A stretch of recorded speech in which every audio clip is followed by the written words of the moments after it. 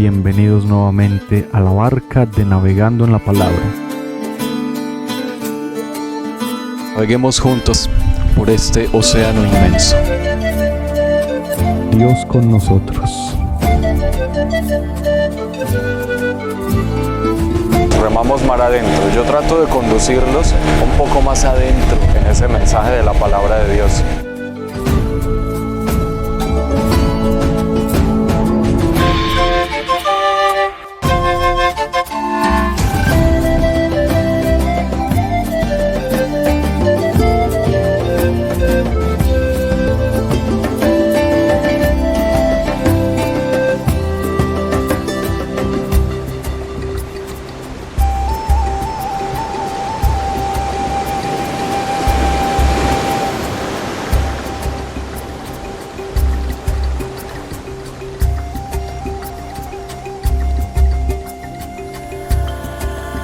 Hermanos, un saludo, Dios los bendiga a todos ustedes.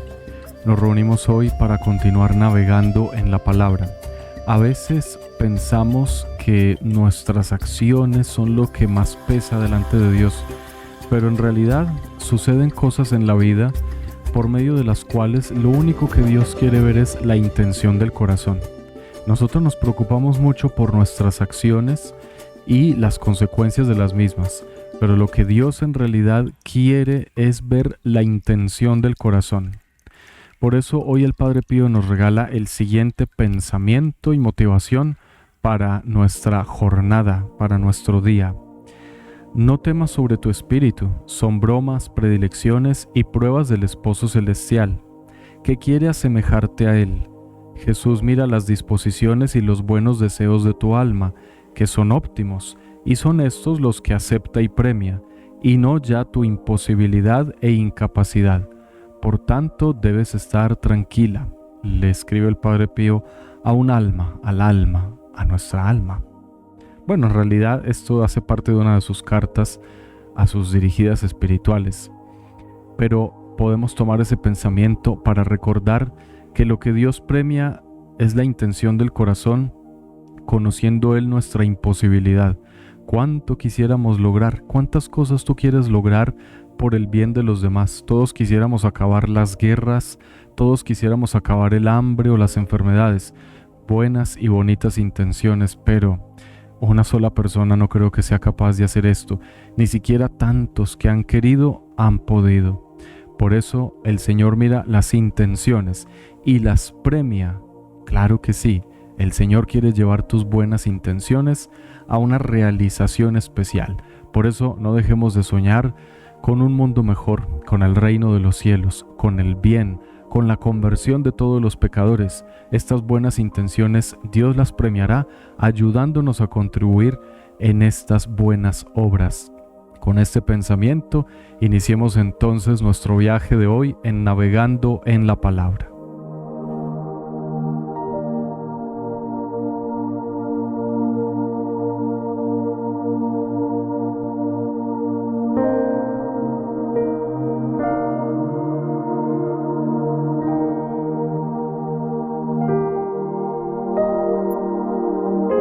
Con la ayuda del Espíritu Santo vamos a encontrar la voluntad de Dios en estas lecturas del día.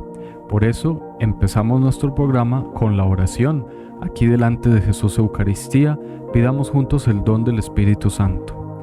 En el nombre del Padre y del Hijo y del Espíritu Santo. Amén.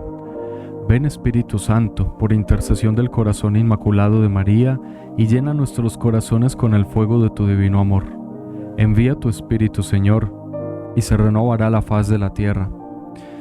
Padre Celestial, que adoctrinaste los corazones de tus fieles con la luz de tu palabra, te pedimos que infundas esta luz en nuestros corazones. Ayúdanos a comprender que son las intenciones del corazón las cosas que nos salvan o nos condenan. Ayúdanos a comprender que esas intenciones del corazón deben ser tan claras que se puedan unir a todas las motivaciones que tenemos. Porque finalmente puede ser que tengamos intenciones para una cosa y motivaciones para otra. Nuestro corazón es así de vulnerable, pero te pedimos hoy que podamos tener recta intención y muy buenas motivaciones para hacer el bien. Hay personas que desean hacer el bien, pero que no son capaces. San Pablo mismo escribía, ¿por qué hago el mal que no quiero y en cambio evito el bien que sí quiero hacer?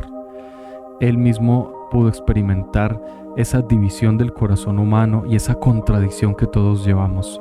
Por eso hoy pedimos recta intención y motivaciones orientadas hacia esa dirección de nuestra recta intención, que debe ser donde señala Dios. Hoy queremos dirigir alabanza con el Salmo 85. Tú, Señor, eres lento a la cólera y rico en piedad. Piedad de mí, Señor, que a ti te estoy llamando todo el día.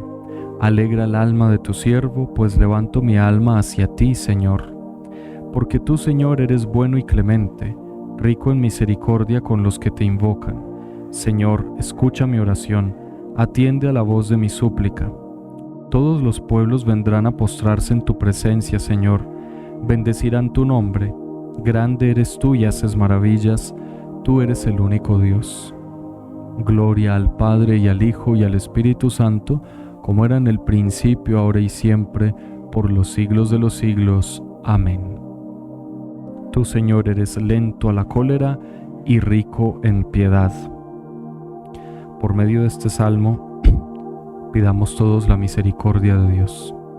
Por medio de este salmo, supliquémosle al Señor la gracia de su perdón.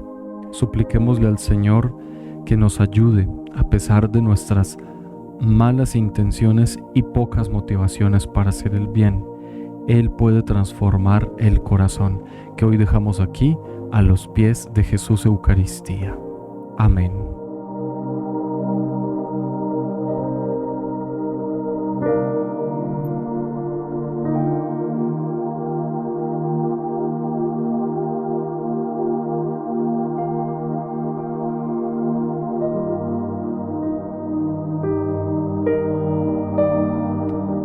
Continuamos ahora con las coordenadas para este día.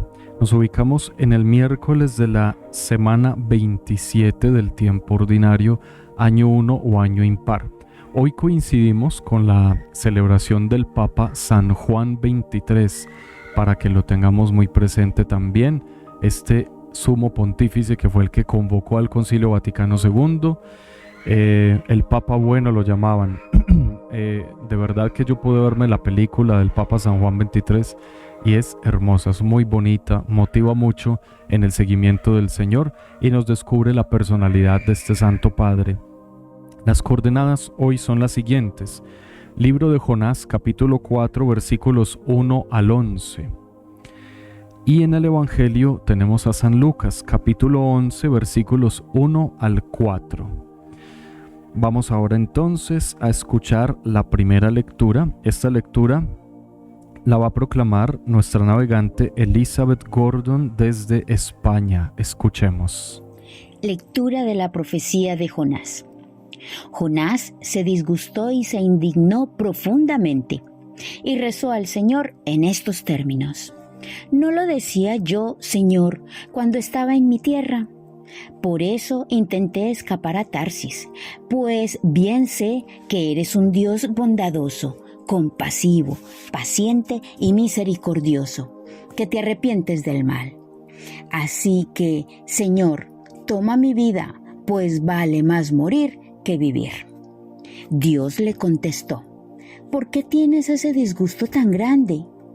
Salió Jonás de la ciudad y se instaló al oriente. Armó una choza y se quedó allí, a su sombra, hasta ver qué pasaba con la ciudad.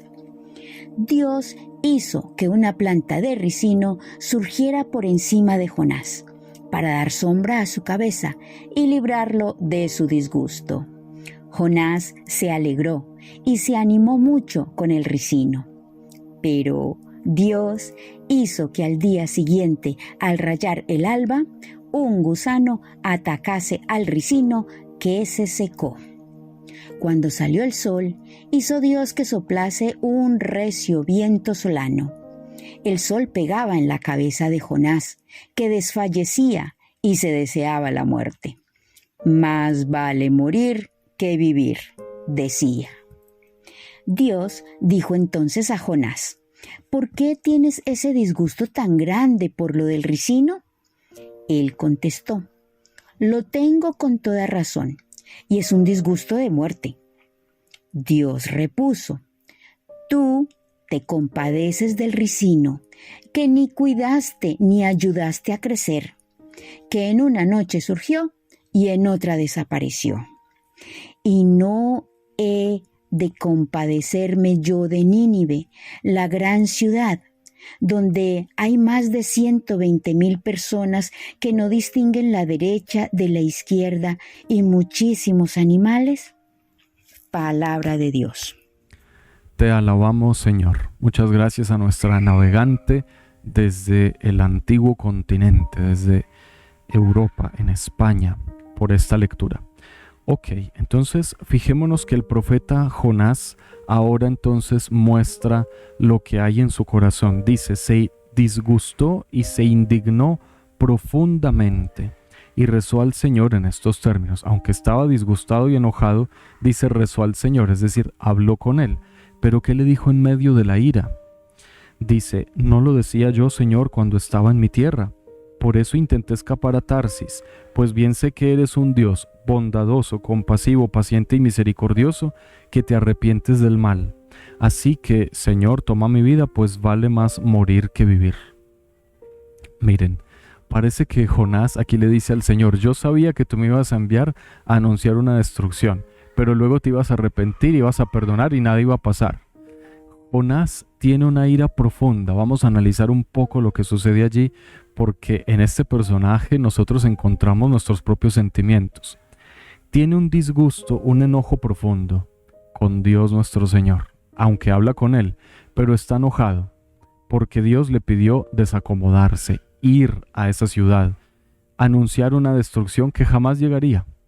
Entonces, claro que tiene motivos para estar enojado Jonás, pero estaba un poquito orgulloso. A Dios hay que obedecerlo.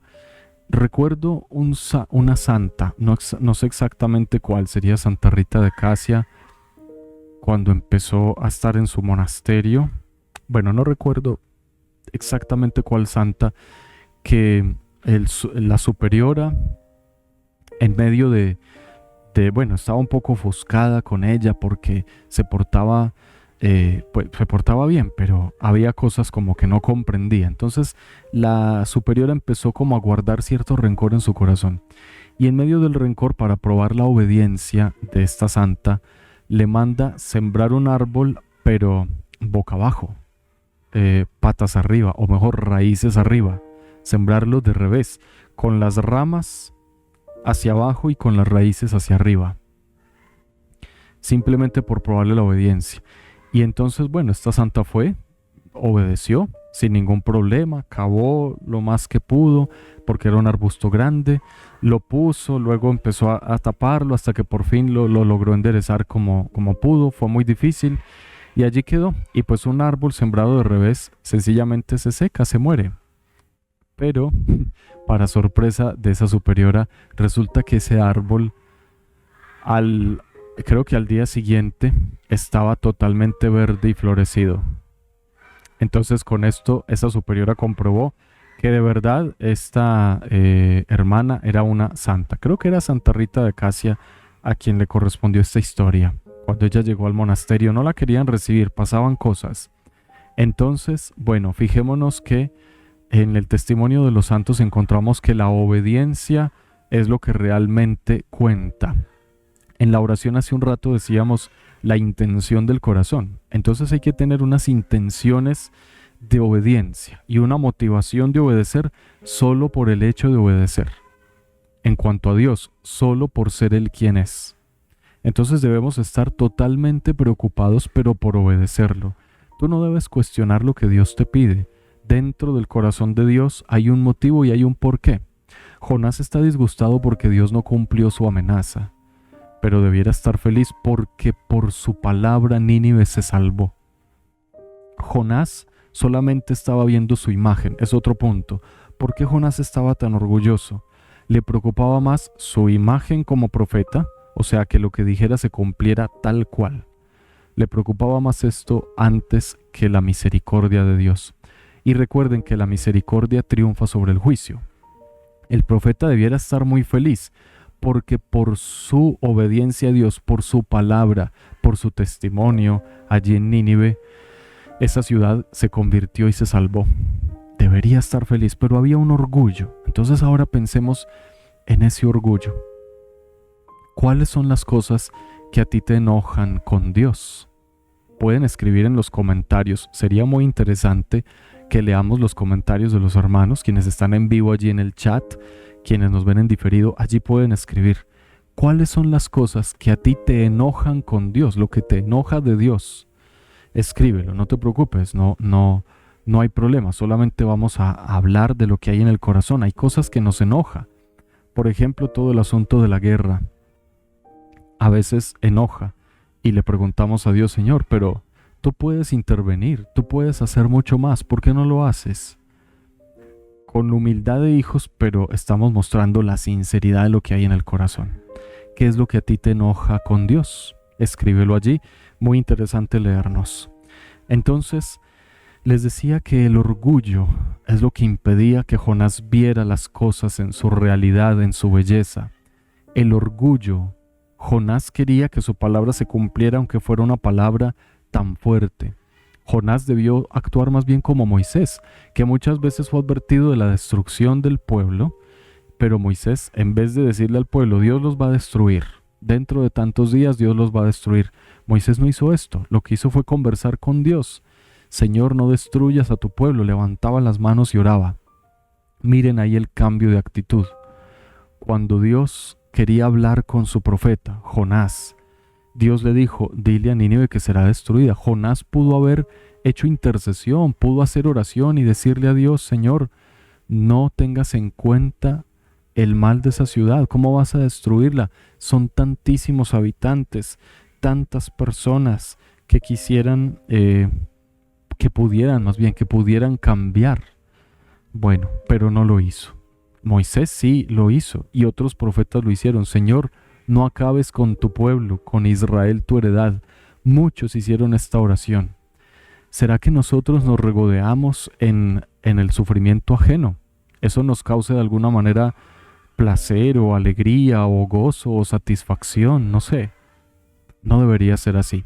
Dios nos tiene a nosotros, que somos los profetas de este tiempo, porque somos bautizados, para dialogar con Él y decirle, Señor, no destruyas el mundo. ¿Recuerdan cuando Jesús pasó por la aldea de samaritanos, que Santiago y Juan le decían, Señor, ¿quieres que pidamos que baje fuego del cielo que destruya a estos malvados? Jesús se enoja y les dice, fuera de ustedes ese pensamiento. A veces pensamos así, hermanos. A veces quisiéramos que esa justicia de Dios sea implacable y rigurosa. No sabemos lo que pedimos. Deberíamos más bien tener un corazón más humilde. Y cuando veamos que algo malo va a ocurrir, siempre podremos pedirle a Dios que cambie las cosas.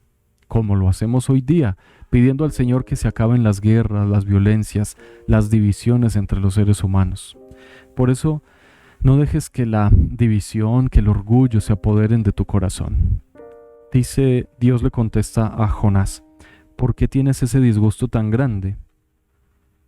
Está hablando, pero ¿por qué, Jonás? Ese por qué Dios ya lo sabe. Dios no pregunta cosas porque no las sepa. Dios las pregunta porque somos nosotros los que no las sabemos. Por eso le dice, Jonás, ¿por qué tienes ese disgusto tan grande? ¿Qué es lo que te enoja? El profeta no habla propiamente, no responde, porque se pone a pensar, ¿qué le respondo a Dios? ¿Por qué estoy tan enojado? La respuesta era su orgullo, la respuesta era su odio, la respuesta era esa concepción equivocada de su imagen.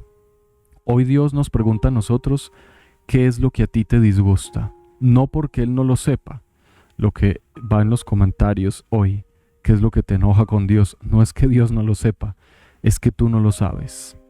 Tú no sabes que es tu orgullo, tú no sabes que son tus heridas, tú no sabes que es ese deseo de aparentar siempre una imagen perfecta, tú no sabes qué es el miedo, tú no sabes. ¿Qué es lo que te enoja? Jonás, ¿por qué tienes ese disgusto tan grande? Jonás tuvo que haber reflexionado para sí mismo y decir, bueno, tengo un enojo porque quería ver esa ciudad destruida. Jonás aquí no responde porque le da vergüenza responder la verdad, porque sabe que está equivocado y sin embargo fue muy terco. Creo que este es el profeta más terco de la Escritura. Muy terco. No quiere escuchar a Dios, no quiere dialogar con Él. Dios le manda ir a anunciar destrucción. En vez de hacer oración, va y se esconde. Va por fin, después del episodio con la ballena, con el cetáceo, va por fin y dice que será destruida, pero lo que espera es que sí sea destruida. No reza por el cambio, por la conversión o por la salvación de esas personas. Prefiere su orgullo y entonces por eso no mira a esos seres humanos. Lo que mira es pecadores. No mira las virtudes, las cosas buenas que puedan tener los ninivitas. Lo único que mira es su maldad, su pecado, su ignorancia, su desconocimiento de Dios, su paganismo, su idolatría. A veces tú miras las cosas malas de los demás y empiezas a pedirle a Dios cosas temerarias en contra de los demás. No debería ser así porque tú no conoces exactamente lo que hay en el corazón de otras personas. Tú puedes pedirle a Dios estabilidad, tú puedes pedirle a Dios ayuda de muchas maneras, pero no cosas en contra de los demás. Luego entonces el profeta se instaló a las afueras de la ciudad en Oriente. Allí se quedó a la sombra de un árbol para ver qué pasaba. Entonces Dios dejó que tuviese sombra, una brisa que le daba paz. Jonás se alegró, se animó mucho con el ricino, era una planta de ricino. Jonás se alegró porque fue y se instaló y esta planta creció y le daba sombra. Entonces él sintió que Dios estaba de su parte, que lo cuidaba. Jonás quería ver esos signos extraordinarios. Jonás quería ver cosas impresionantes. Cuando nosotros mismos nos equivocamos, cuando nosotros mismos vivimos del orgullo, siempre le exigimos a Dios pruebas visibles. Jonás se dejó llevar por su orgullo, por eso solo se alegraba cuando veía aquellos milagros. Cuando una persona solo pide milagros, es una persona que está gobernada por el orgullo, porque nosotros deberíamos aceptar la voluntad de Dios, no cambiarla. Podemos rezar, sí, y pedirle cosas, claro, es nuestro Padre, pero Él es el que tiene la decisión final. Eso nos lo enseña hoy esta lectura. Luego, al día siguiente, se secó esta planta. Jonás nuevamente se enoja cuando siente el sol y entonces nuevamente se deseó la muerte. Más vale morir que vivir, decía mucho. Nuevamente Dios le pregunta: Jonás, ¿pero por qué tienes ese disgusto tan grande por lo del ricino? Le contestó: lo tengo con toda razón y es un disgusto de muerte. Miren cuán enojado está Jonás con Dios, supremamente enojado. ¿Cuántas veces nosotros nos hemos enojado y hemos llevado la vida al fracaso por este orgullo? Dios entonces le da la lección: te compadeces del ricino que ni cuidaste ni ayudaste a crecer. En una noche surgió y en otra desapareció. ¿Cómo no voy yo a tener compasión de Nínive, la gran ciudad donde hay más de 120,000 personas que no distinguen la derecha de la izquierda y muchísimos animales, es decir, que no tienen conocimiento del mal que están haciendo? ¿Cómo no he de tener compasión?, pregunta Dios. Jonás, te enojas por una planta que tú ni sembraste ni cultivaste, que nace una noche y a la siguiente noche ya no está. ¿Cómo se te ocurre no pensar entonces en Nínive? ¿Cuánto tiempo, cuántas vidas? Tú no la plantaste, Jonás, tú no plantaste Nínive, fue Dios. Por eso Dios es el que tiene compasión. Y ahí está la clave. Jonás no es capaz de tener compasión porque primero se queda mucho en su orgullo y su imagen, y segundo, no quiso conocer a los ninivitas para interceder por ellos. No se le ocurrió pedir por otros. Su corazón estaba muy cerrado. Y en Jonás estamos representados nosotros. También Dios nos envía a hacer el bien a tantas personas, pero a veces no queremos comprometernos, no queremos conocer a los demás. Por eso dejamos que pasen cosas malas. Por eso nos apartamos de la unión con otras personas. Muchos solo se quedan con su familia, con los que viven dentro de sus cuatro paredes, y están equivocados, porque la palabra claramente nos manda amarlos a todos, aunque haya unas responsabilidades primordiales con algunos más que con otros. Sí, pero Jonás se disgusta. Jonás quería la muerte de Nínive porque no los conocía. Es lo que le quiso decir Dios. Jonás, ¿por qué estás tan enojado? ¿Qué es lo que hay en tu corazón que no funciona? Finalmente, lo de ir a Nínive a anunciar, ¿para quién fue beneficioso? ¿Para Nínive, que se salvó? Tal vez Dios la podría salvar de otra manera. Tal vez Dios ni siquiera pensaba destruirla. O esto fue beneficioso para el propio Jonás, que aprendió esta lección tan importante, obedeciéndole a Dios, estando con Él, aceptando su voluntad y dándose cuenta de lo erróneo que había en su corazón. Pues hoy Dios te pide que revises tu corazón para que no tengas estas intenciones retorcidas y estas motivaciones negativas, porque Dios quiere tu corazón libre de orgullos y prejuicios. Dios quiere tu corazón lleno de misericordia y de fe. Así entonces pasamos ahora al Santo Evangelio del día, Lucas capítulo 11 versículos 1 al 4. Este Evangelio lo va a proclamar nuestra navegante Diana Maecha desde la ciudad de Bogotá. Escuchemos. Lectura del Santo Evangelio según San Lucas. Una vez que estaba Jesús orando en cierto lugar, cuando terminó, uno de sus discípulos le dijo: Señor, enséñame a orar, como Juan enseñó a sus discípulos.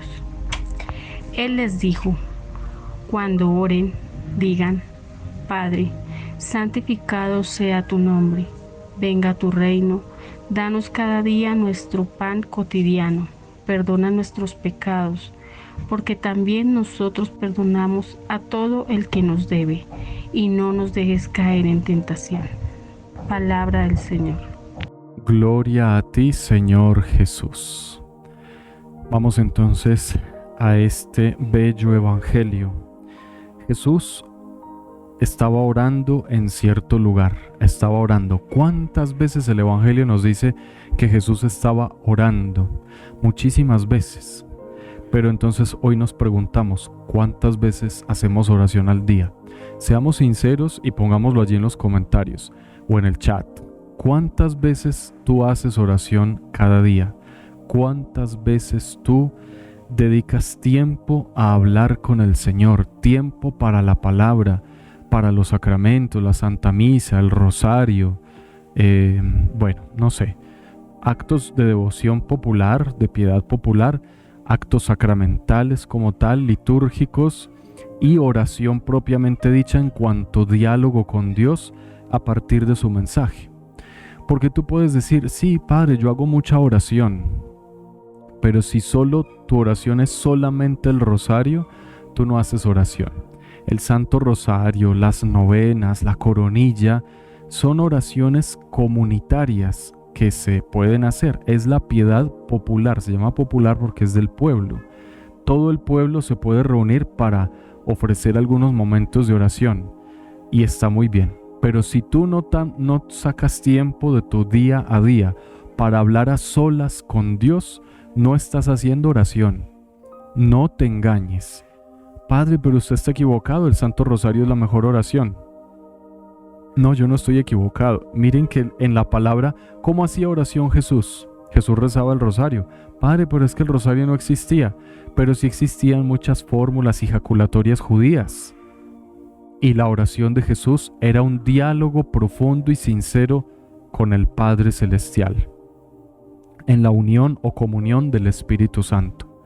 Y nosotros somos cristianos, nuestra oración debe ser la oración como la hace Jesús.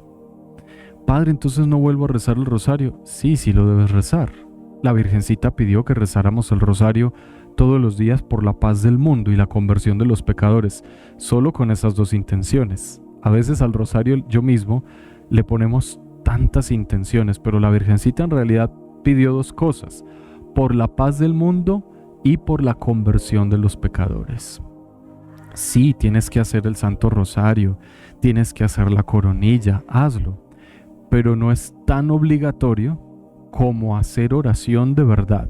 Y cuando digo de verdad es que saques un buen tiempo para hablar con Dios. Miren, yo he hecho el ejercicio. Yo veo personas cuando vienen a hacer oración, vienen al templo. La mayoría de ellos hacen oración pero oración vocal, o sea, el rosario, la coronilla, las novenas, las devociones populares, la oración a tal o cual santo o santa. Eso es oración popular, es devoción popular. Se hace porque estamos juntos y así nos unimos en una oración comunitaria. Pero en cambio les digo, bueno, pero hagan oración a solas, ya rezaron el rosario y la coronilla, hagan más oración. Y a muchos solo se les ocurre volver a rezar el rosario. Padre, entonces voy a rezar otro rosario. No, no es eso, el rosario ya lo rezaste. No es eso. Pues si quieres puedes rezar cuantos rosarios al día quieras, porque si tienes el tiempo para ello, el deseo, la fe, hazlo. Pero cuando yo te digo que hagas más oración, no te estoy diciendo más devociones. Te estoy diciendo que le dediques tiempo a Dios. Alguna persona sí me hizo caso y lo hizo. Bueno, padre, voy a hablar con Dios. Y fue a la capilla, se arrodilló a rezar, a hablar con Dios. Les cuento que ese diálogo duró 3 minutos y medio. No más. Y yo le decía, ¿ya? Me dijo, sí, ya hablé con Dios. Pero hablen más. No, padre, ya no tengo nada más que hablar. ¿Y de qué hablaron? No, le pedí muchas cosas. Pero ¿cómo le pides? Si ibas a hablar con Él, a conversar de tu vida. Bueno, puedes conversar de las personas que amas y pedir cosas en medio de la conversación. Pero debieras hablar también desde la palabra, lo que tú conoces de la palabra, convertirlo en un diálogo con Él. ¿Cómo oraba Jesús? Dialogando con el Padre. ¿Tú estás dialogando con el Padre o te quedaste solamente en la fase de la piedad popular? Esto que hoy les enseño es muy importante, mis queridos navegantes, porque es necesario que ya demos el paso a una oración madura, sin dejar nuestras oraciones de familia, de crianza, nuestras devociones personales y populares. Hay que dar el paso a una oración verdadera, a una oración profunda. Si solo rezamos el rosario, no estamos viviendo a plenitud lo que es la oración. Si tú solo rezas la coronilla de la misericordia, no estás viviendo a plenitud lo que es la oración. Necesitas toda la experiencia completa, pero la calidad de tu oración no se mide por cuántos rosarios y coronillas tú rezas al día. La calidad de tu oración se mide por la profundidad de tus diálogos con Dios. ¿Cuánto tiempo serías capaz de dedicarle a Dios sin pedirle nada y sin rezarle ejaculatorias o el Padre Nuestro u oraciones bonitas de los libros? ¿Cuánto tiempo? Una vez en una parroquia también vi unas señoras que iban muy seguido al Santísimo. Me alegró mucho porque iban muy seguido. Luego me les acerqué y miré un poco qué era lo que hacían. Y hacían la oración de las visitas a Jesús sacramentado. Pero fíjense en esto. Había una persona, una señora, que hacía la oración de las visitas solo leída. Iba y se sentaba en la iglesia a leer. No era consciente de que esas lecturas eran para inducir un diálogo con Dios. Solamente iban, voy a hacer visita al Santísimo, voy a visitar al Santísimo. Llegaban, se arrodillaban o se sentaban y leían, solo leer. Y cuando ya no había nada para leer, ya se acabó la visita del día, ya solo se les ocurría tal vez rezar el rosario o la coronilla o alguna novena de las ánimas o de no sé qué. Eso no es oración propiamente. Es una parte, sí es una parte, pero esa no es la oración que pide Dios. Dios se queda sin hablar con sus hijos, porque sus hijos siempre vienen a repetir las oraciones oficiales de la iglesia. El Padre Nuestro, la Ave María, el Gloria, el Credo, la Salve, el acto de contrición, no sé qué otras cosas. No, esas oraciones vocales son las comunitarias, para algunos momentos comunitarios. Qué bonito una comunidad que reza el rosario. Una persona que reza el rosario mientras va de viaje o caminando. Es hermoso. Pero nuestra oración cristiana siempre es un diálogo con Dios. No es un monólogo donde tú repites el rosario todo el tiempo. No. Cuidado. Cuidado porque en nuestra iglesia hemos perdido espiritualidad quedándonos solamente con esas devociones, como aquella señora que tenía delante el Santísimo Sacramento y solo se le ocurría ir a leerle libritos, como si el Santísimo quisiera que le leyeran cuentos o historias bonitas. El Señor quiere un diálogo contigo. ¿Cuánto tiempo? Bueno, también otra pregunta. ¿Cuánto es lo máximo que tú te has quedado hablando con Dios? Pero hablando, no me digas que sí, padre, es que yo hoy recé, hablé con Dios media hora, pero esa media hora fue solo el rosario. No, eso no es oración. Bueno, es oración, pero en el sentido de la piedad popular, no en el sentido de la oración de corazón. ¿Cuánto es lo máximo que tú te has quedado hablando con Dios?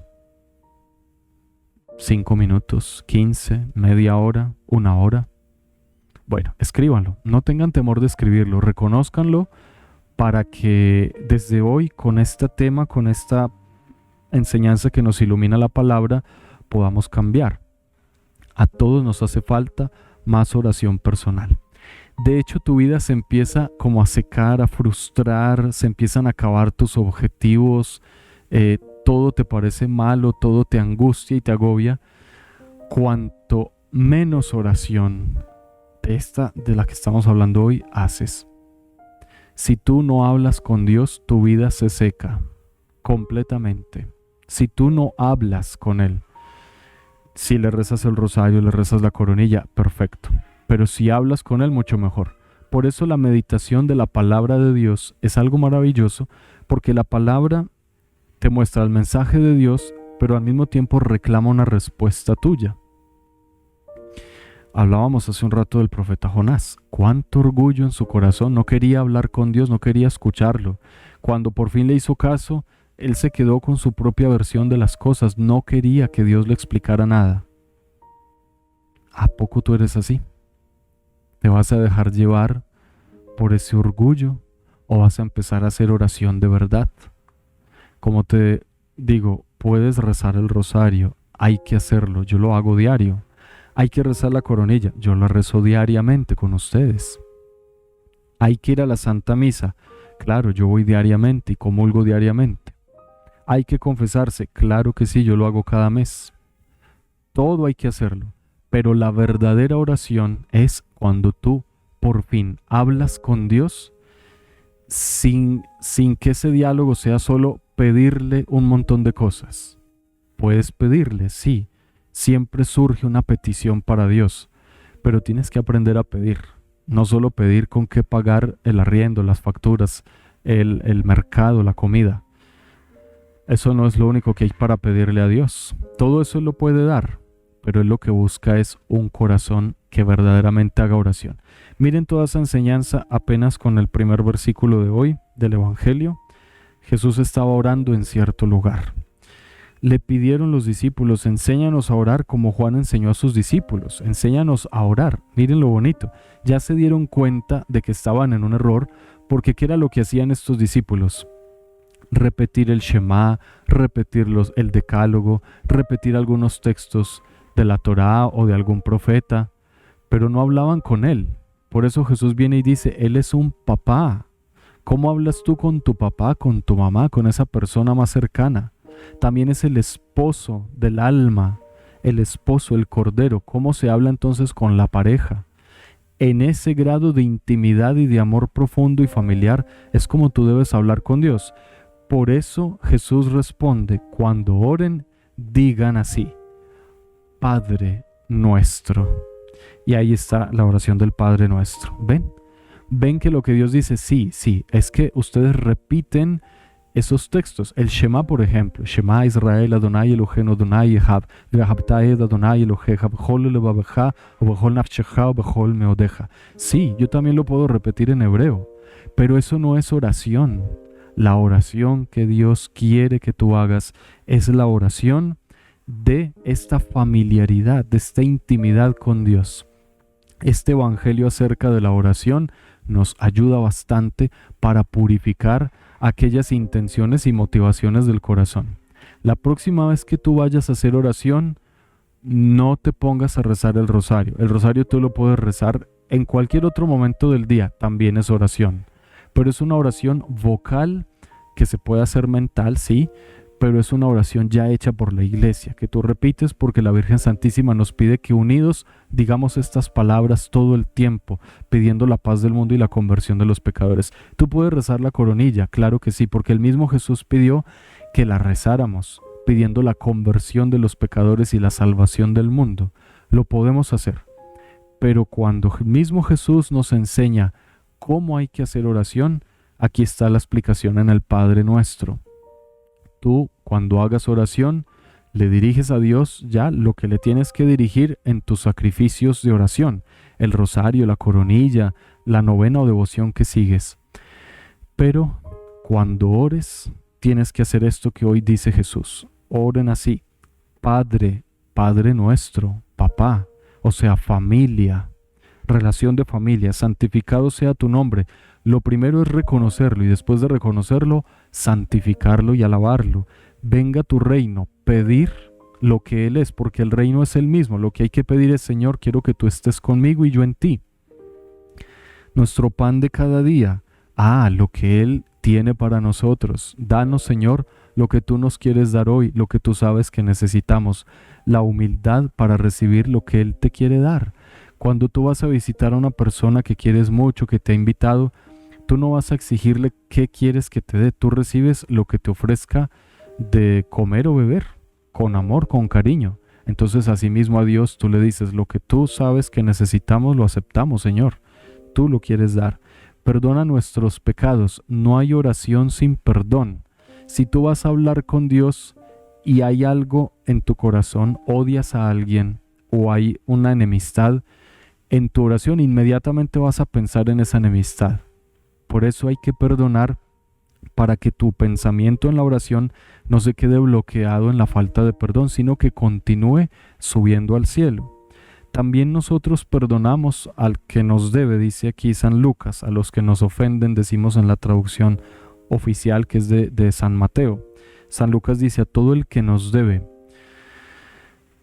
Tenemos deudas entre nosotros y tenemos deudas más grandes con Dios. Por eso hay que vivir como hermanos, apoyándonos, ayudándonos. No nos dejes caer en tentación. La tentación es el comienzo de la condenación. Por eso no deberíamos caer en ella. Miren que la petición es ser fieles a Dios. Falta la última parte, que la tiene San Mateo: líbranos del mal. De eso deberíamos ser liberados. Todo lo que se refiere al mal, empezando por nuestro propio orgullo que nos impide hacer una buena oración. Ojalá que este tema tan abundante nos ayude en nuestro camino espiritual, y la próxima vez que hagas oración, ya sabes, una cosa es las devociones populares, el rosario, la coronilla, las novenas, el Vía Crucis, las procesiones. Una cosa es esto, donde nos unimos con otras personas para expresar la fe y hacer un ruego comunitario, y otra cosa es la oración de corazón que Dios nos pide, que es poder hablar con Él a profundidad. Nos ayudamos con la palabra. Cuando tú lees la palabra, siempre surge en ti el deseo de hablar cosas con Dios. Es lo que hemos venido aprendiendo en nuestro programa. Vamos entonces ahora a escuchar un poco más a nuestro Señor Jesucristo con la lectura continua de la Biblia, Evangelio según San Juan.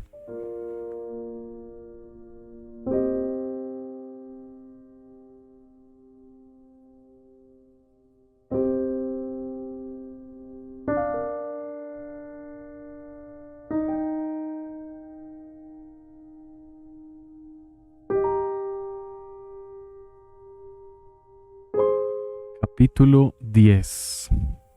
En verdad les digo, que el que no entra por la puerta en el redil de las ovejas, sino que escala por otro lado, ese es un ladrón y un salteador.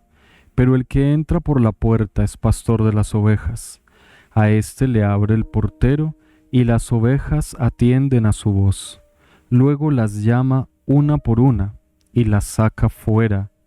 Cuando ha sacado a todas, va delante de ellas, y las ovejas le siguen, porque conocen su voz.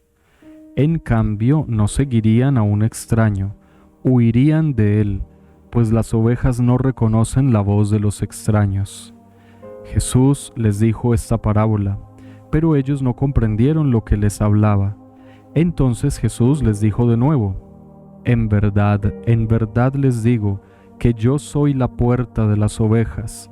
Cuantos han venido delante de mí son ladrones y salteadores, pero las ovejas no les escucharon. Yo soy la puerta. Si uno entra por mí, estará a salvo, entrará y saldrá y encontrará pasto. El ladrón solo viene a robar, matar y destruir. Yo he venido para que tengan vida y la tengan en abundancia. Yo soy el buen pastor. El buen pastor da su vida por las ovejas, pero el asalariado que no es pastor, que no es propietario de las ovejas, las abandona y huye cuando ve venir al lobo, y el lobo hace presa en ellas y las dispersa. Como es asalariado, no le importan nada las ovejas. Yo soy el buen pastor, conozco a mis ovejas y las mías me conocen a mí. Del mismo modo el Padre me conoce y yo conozco a mi Padre, y doy mi vida por las ovejas. También tengo otras ovejas que no son de este redil, también a esas debo conducir. Escucharán mi voz, y habrá un solo rebaño bajo un solo pastor. Por eso me ama el Padre, porque doy mi vida para recobrarla de nuevo. Nadie me la quita, yo la doy voluntariamente. Tengo poder para darla y poder para recobrarla. Esa es la orden que he recibido de mi Padre. Se produjo otra vez una disensión entre los judíos por estas palabras. Muchos de ellos decían: tiene un demonio y está loco. ¿Por qué le escuchan? Pero otros comentaban: esas palabras no son de un endemoniado. ¿Puede acaso un demonio abrir los ojos de los ciegos? Se celebraba por entonces en Jerusalén la fiesta de la dedicación. Era invierno. Jesús se paseaba por el templo en el pórtico de Salomón. Los judíos lo rodearon y le preguntaron: ¿hasta cuándo vas a tenernos en vilo? Si tú eres el Cristo, dínoslo abiertamente. Jesús les respondió: ya se lo he dicho, pero no me creen. Las obras que hago en nombre de mi Padre son las que dan testimonio de mí, pero ustedes no creen, porque no son de mis ovejas. Mis ovejas escuchan mi voz, yo las conozco y ellas me siguen. Yo les doy vida eterna y no perecerán jamás, y nadie las arrebatará de mi mano.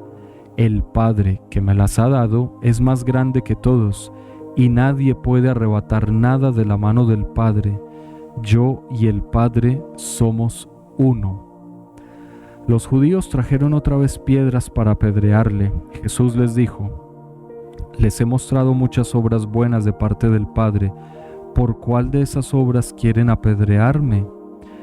Le respondieron los judíos: no queremos apedrearte por ninguna obra buena, sino por una blasfemia, y porque tú, siendo hombre, te haces a ti mismo Dios.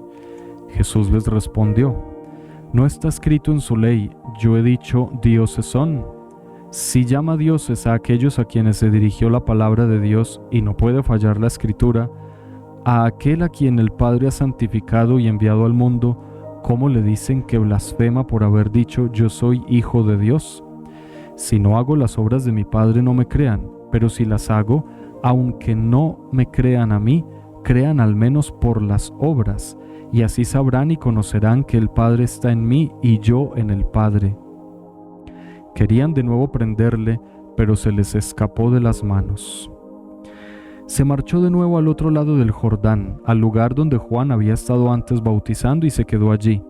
Muchos acudieron donde él y comentaban: Juan no realizó ningún signo, pero todo lo que dijo Juan de éste era verdad. Y muchos allí creyeron en él. Este era el capítulo 10 de San Juan, del Evangelio según San Juan, el capítulo del buen pastor, la puerta de las ovejas, y un diálogo que se produce allí con los judíos, porque ya empezaron a acusar a Jesús de que estaba blasfemando, creyéndose Dios. Dejemos que el Evangelio resuene en el corazón. Qué bueno poder leer diariamente un capítulo de la Sagrada Escritura. De esta manera, algo queda resonando, algo también se nos queda en la memoria y en el corazón, para poder llevar nuestra vida cristiana. Ya sabemos entonces que al buen pastor lo encontramos en el capítulo 10 del Evangelio según San Juan. Y ahora los invito para que vayamos a nuestra sección de estudio y formación con el cuadrante.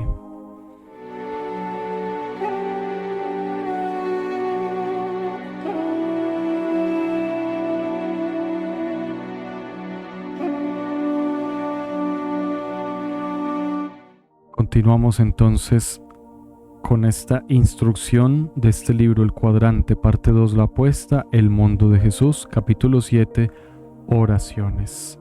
Vamos a retomar un poco. Nuestros personajes venían hablando de las filacterias y de cómo los judíos ponían trocitos de, versos de la Biblia en papelitos y los colgaban en su frente o en las muñecas. Los tres las habíamos visto a menudo en la frente o en la muñeca de los judíos que encontrábamos por la calle, pero nunca habíamos tenido entre las manos un objeto tan extraño. Eran 2 cajitas cuadradas provistas de correas. Las correas son para atarlas a la frente y al brazo izquierdo. Cuando abrimos el estuche encontramos que está revestido por dentro de un trozo de piel. Esta piel tiene que ser de animal puro como la vaca. No puede ser de camello, ni de cerdo, ni de liebre. Dentro del estuche hay un bulto de pergamino, pero no está suelto. Está cosido a la piel con 12 puntadas. Fíjense, simbolizan a las 12 tribus de Israel. Si descosemos el bulto de pergamino, lo que hay dentro son 4 rollitos atados con un pelo de ternero. Los 4 rollitos contienen los 4 textos de la Torá que mandan atar estas palabras a la frente y a la muñeca. 2 de esos textos ya los conocen. Son los 2 primeros que se usan en el Shema. Los otros 2 textos dicen así. El primero: y ese día le explicarás a tu hijo, esto es por lo que el Señor hizo en mi favor cuando salí de Egipto. Te servirá como señal en el brazo y recordatorio en la frente, para que tengas en los labios la ley del Señor, que con mano fuerte te sacó de Egipto. El segundo dice: te servirá como señal en el brazo y signo en la frente, de que con mano fuerte te sacó el Señor de Egipto. Yo no he abierto nunca esas filacterias, ni pienso hacerlo, pero mi padre me dijo que a él le metieron también otro rollito con los 10 mandamientos. No es obligatorio, pero se está difundiendo esa costumbre. Los 3 nos quedamos contemplando los estuches, observando las puntadas, palpando el bulto de pergamino que contenía los rollitos invisibles. Livia nos miraba satisfecha. Luego me sorprendió. Andrónico, que presume tanto de conocer el Evangelio de Mateo, no ha caído en la cuenta de un detalle que yo advertí desde la primera vez que me lo leyó. En un discurso muy largo de Jesús contra los escribas y fariseos, los critica porque ensanchan las filacterias y agrandan las borlas del manto. Ahora entenderás lo que quiere decir Jesús. Lo hacen para presumir, para que la gente piense que son muy piadosos. Fíjense que estas filacterias son pequeñas, no llaman demasiado la atención. Cogí uno de los estuches y me lo puse en la frente. ¿Tú crees que esto no llama la atención? Te llamará la atención a ti que no eres judío. A un judío le parecen filacterias normales, incluso pequeñas. Fíjate que la correa es estrecha, no como otras que vemos a veces por la calle. ¿Y por qué se ata un estuche a la mano izquierda?, preguntó mi padre. Porque es más fácil, improvisé. Intenta atarle la caja a la mano derecha y verás el trabajo que te cuesta, a no ser que seas zurdo. No es por eso, aclaró Livia. La Torá dice que hay que poner estas palabras sobre el corazón. Es más fácil poner sobre el corazón la mano izquierda que la derecha.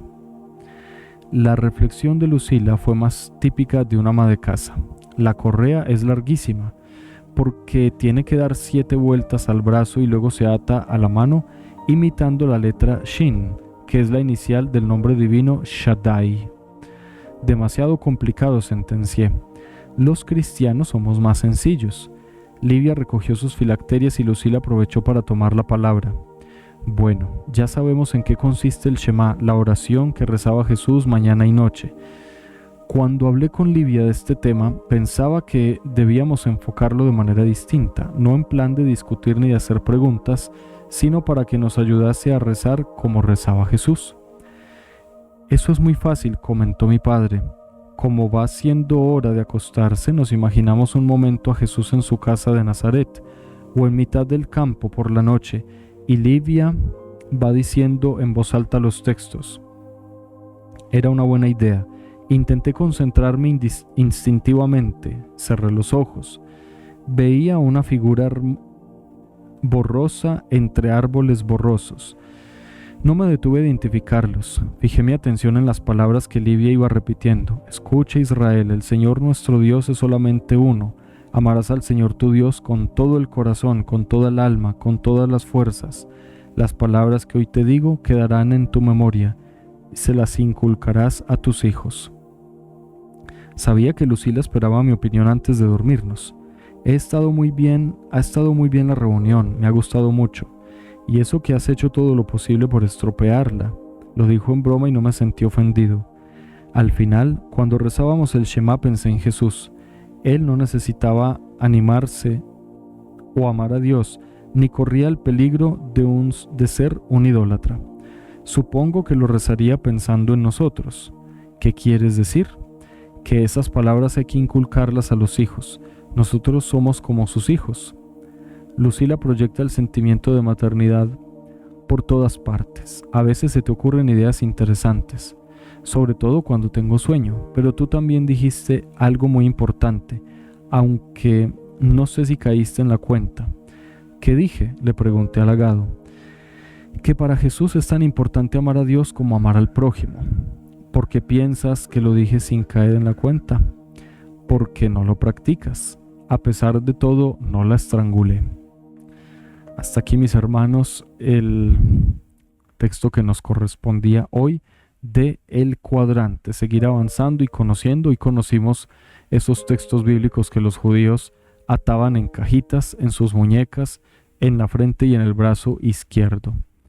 Una muy buena formación para comprender la época de Jesús. Hemos llegado al final de nuestro viaje de hoy. Recuerden dar like a este video para que aparezca en muchas pantallas, comentarlo y también invitar a más personas para que suban a la barca de Navegando en la Palabra. A ustedes todos los bendigo en el nombre del Padre y del Hijo y del Espíritu Santo. Amén. Dios con nosotros.